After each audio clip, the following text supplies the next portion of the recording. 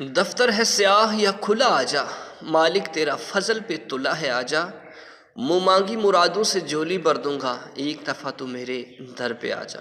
مانگنے کی رات کہ جس رات کو شب برات کی رات کہا جاتا ہے۔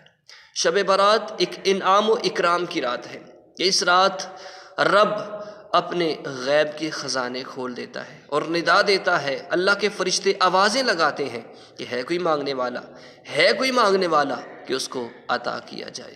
پیارے دوستو، غفلت کے اندر اس ماہ مقدس کو نہ گزاریے، توبہ کیجئے، استغفار کیجئے، قرآن پاک کی تلاوت کیجئے اور کثرت کے ساتھ صدقہ کیجئے اللہ کی راہ میں۔ انشاءاللہ اس ماہ مقدس کی برکت سے آپ کے گناہ معاف ہو جائیں گے، آپ کی ساری زندگی سنور سکتی ہے کہ شاید یہ آخری سال ہو، آگے زندگی نہ ملے۔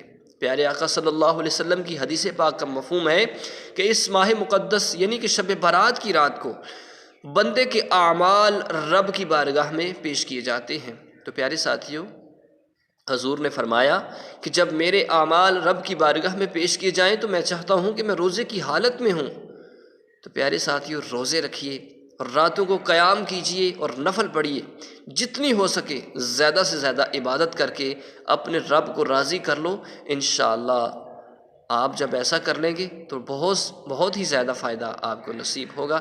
تو ضرور ویڈیو کو شیئر کر دیں اور چینل کو سبسکرائب کر لیں۔ اللہ رب العزت آپ سبھی احباب کو خوش و خرم رکھے۔ بہت شکریہ۔